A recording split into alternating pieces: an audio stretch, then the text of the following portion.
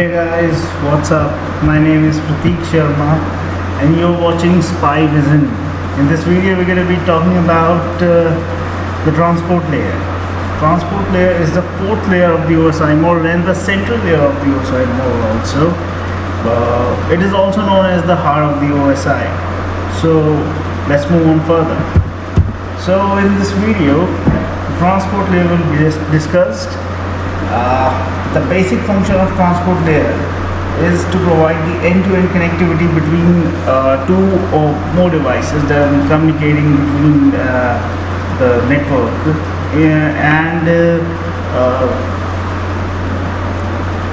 two protocols, UDP and TCP, are used to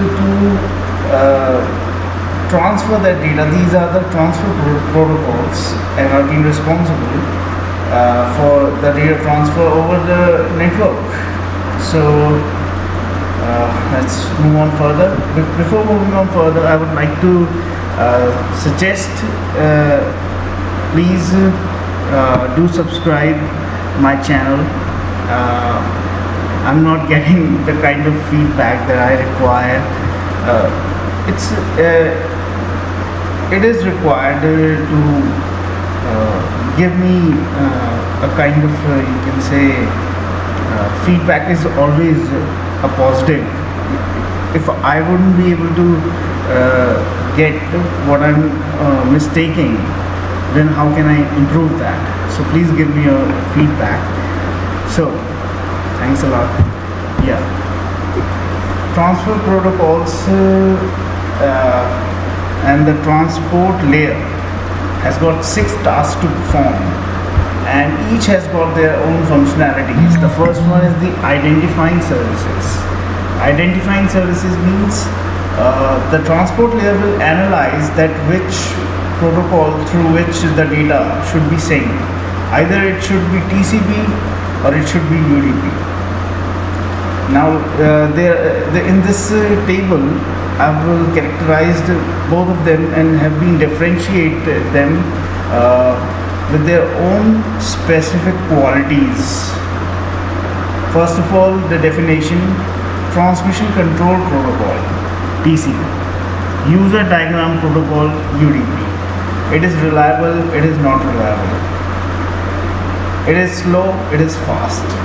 It is connection oriented, it is connectionless. Acknowledgement, no acknowledgement. Port number is 6, port number is 17. Examples means the protocols that by default choose the TCP, HTTPS, SMTP, FTP, etc. UDP, DNS, DHCP, TFTP. These protocols by default have chosen UDP.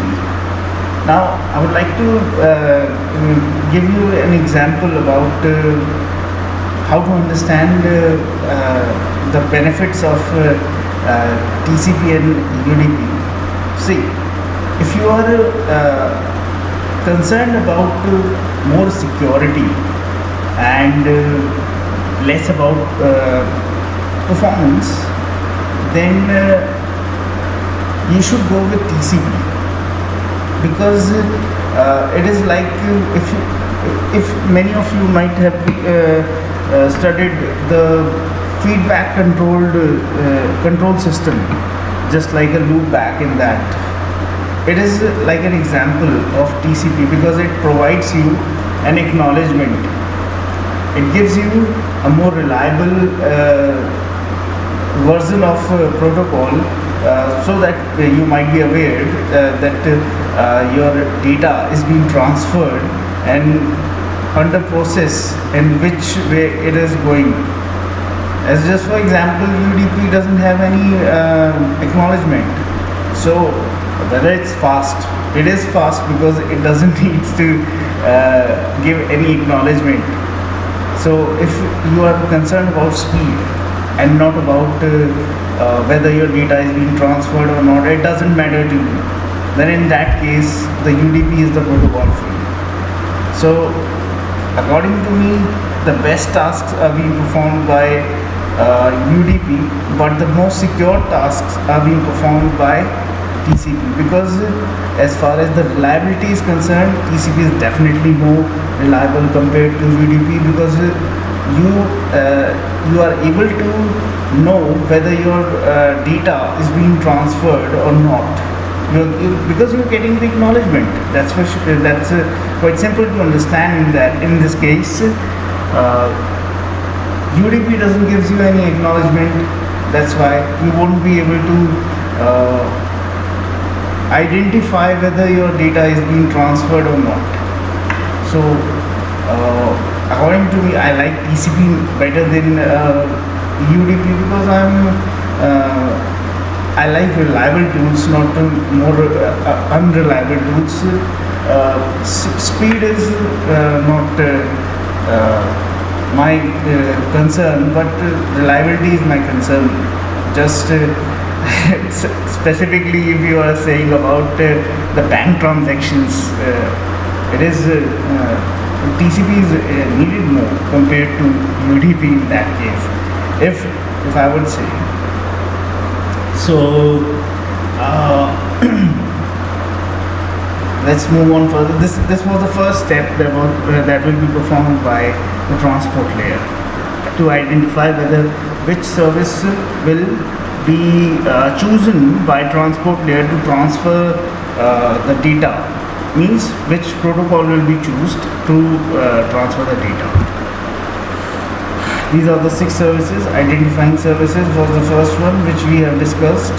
The second one is the multiplexing. Let's move on further. Multiplexing. There you can see in this diagram, the input has got 4 lines and the output has got only one output, which is ensuring us that the multiplexing means there are many lines that are coming through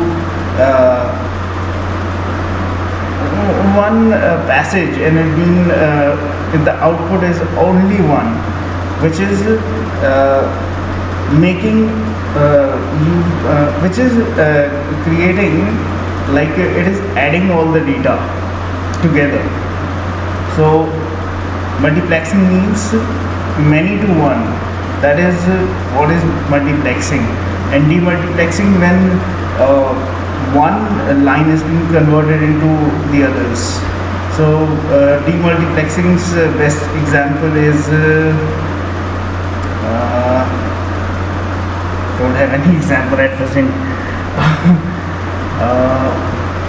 Yeah, don't have any example at present. So there you can see the port numbers.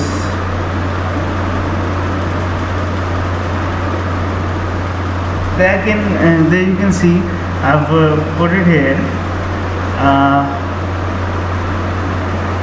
TCP, UDP. TCP has got 6 port number and the port number 17 belongs to UDP.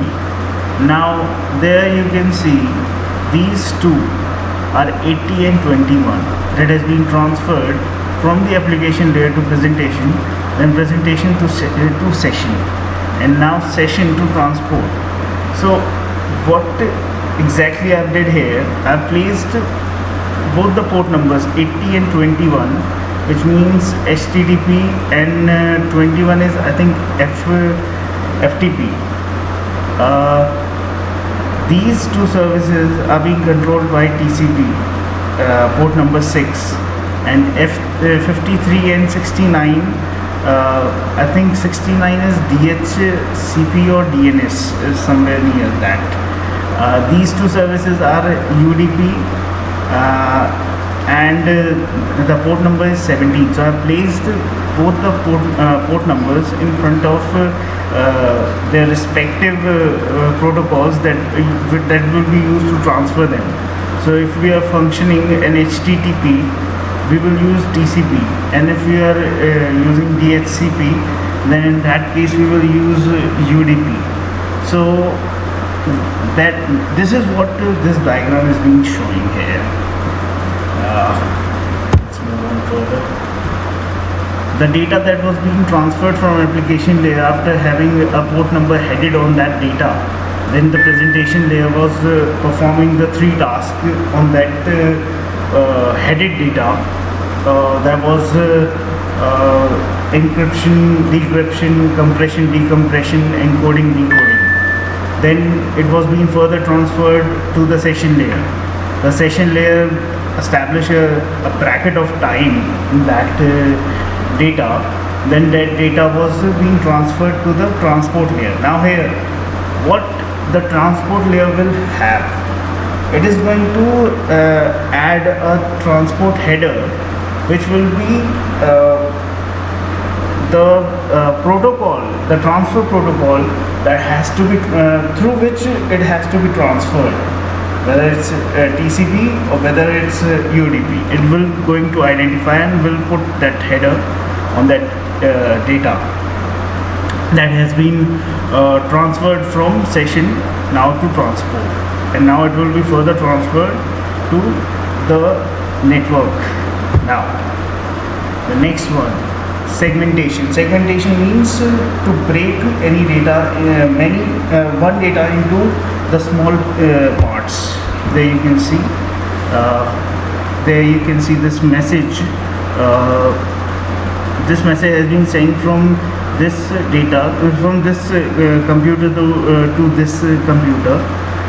This message, hey there guys, and this data will be break in different boxes, or you can say segments. Boxes, I'm using the wrong word here. This whole message has been broken into small parts, so that it will going to increase the performance of the network.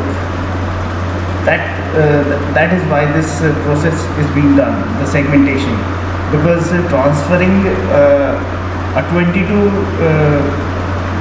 GB file or a 22 MB file, if I'm talking about space here, and if we break them, just for example, let's don't take GBs or MBs. We should try to get this with KBs. Let's take 256 KB here, and I have divided that 256 KB in two parts, which means 128, 128. So that 128 and 128 will require less bandwidth to transfer. It will be transmitted much easily compared to a 256 KB. I'm not saying that 256 will require a lot of time, because in today's time it is KBs are nothing. But I'm just trying to make you understand this, what I'm trying to say, what is exactly the segmentation is, why it is being performed. So it is being performed just to increase the channel's bandwidth, to increase the speed and the efficiency, so that the data might transfer easily through the network. That's how the segmentation is being done. Now the next one is sequencing and reassembling. Sequencing means, suppose in this this message has been transferred from this system to this system. Now you can see this message that has been moved to this computer, to the receiver, is of wrong order. So in this case, what is exactly the sequencing will do? It is going to while segmentation, it will going to use a serial number to correct the order. Like there you can see there are 4 numbers, so 1 by 4, 2 by 4, then 3 by 4, then 4 by 4. So it is known that the serial numbers, according to the serial numbers, it is going to reassemble that whole correct sequence of the message, and we will finally get the real output. There you can see, let's move it back. It was there, hey guys, okay, there you can see, hey there guys, and then here all the while segmentation, the numbers were being placed here, 1 slash 1 by 4, 2 by 4, 3 by 4, 4 by 4, and we got the real output here just because of this serial numbers, because identifying them will be easier.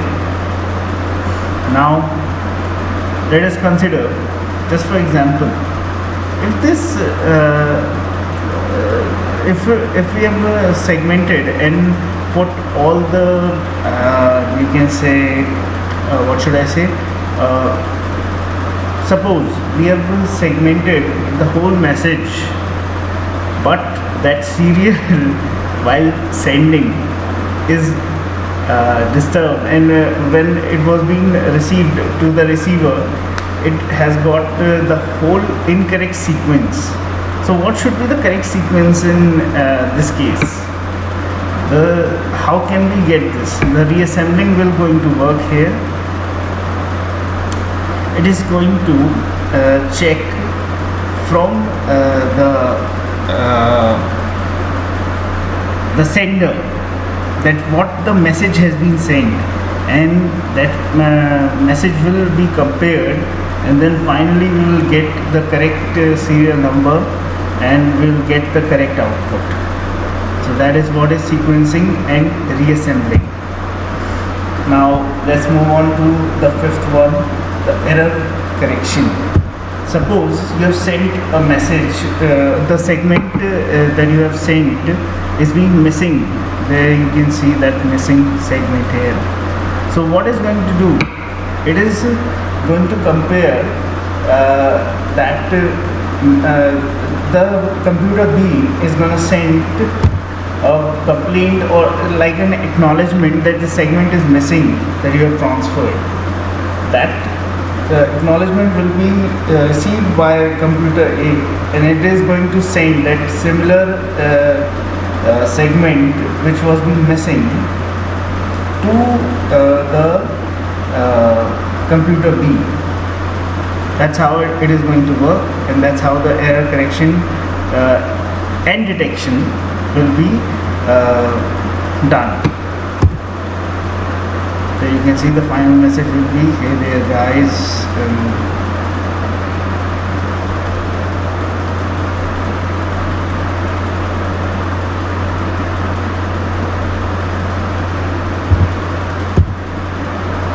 flow control. Flow control is if I'm having a system of 10 Mbps, I'm having an Ethernet line, and fast Ethernet line I've got of computer B. My average transfer rate will be 10 Mbps because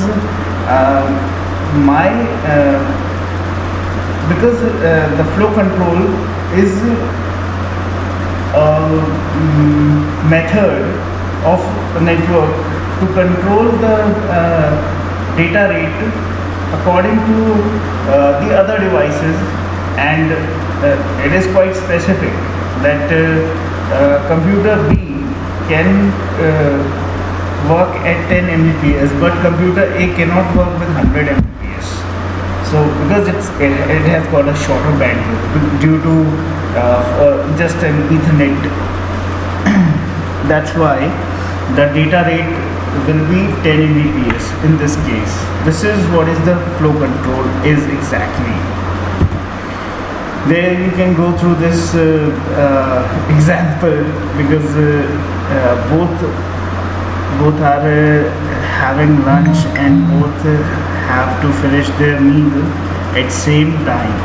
These are two friends. You can say friend A, friend B. He eats fast, and this one, the fatty one, is eating slow. Now, as per the scenario, friend B will finish the lunch earlier than A.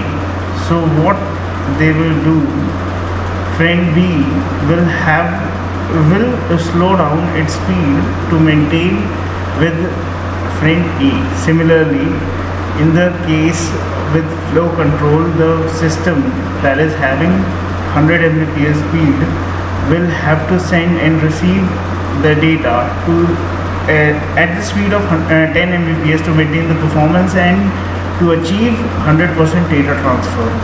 Exactly what this example is saying. This is a friend A and this is a friend B. He is eating fast and he is eating slow. So what exactly this example is saying, if he is eating fast, that means if both are having the same amount of the same quantity of meal, then he or she is going to eat that lunch more quickly compared to friend A. So what exactly, if both of them want to finish at same time, either he has to increase his speed or either he has to reduce his speed. So in this case, in this example, we are just getting the main example of flow control. That is what is exactly the flow control is, because the friend B is reducing his speed so that it can match up to friend A. And with the flow control, if a 100 Mbps system is communicating with the 10 Mbps system, then it has to reduce its speed to 10 Mbps to get the 100% data transfer. So that is what is the flow control, and the data that will be transferred from application layer to presentation layer, and then presentation to session to transport, and that transport header will have that TCP or UDP port number, which is 6 or the UDP 17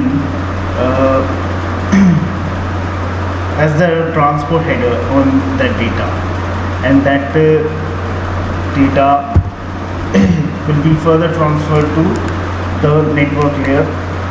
As this will be a segment, this will be converted into a segment, and that segment will be transferred to the network layer.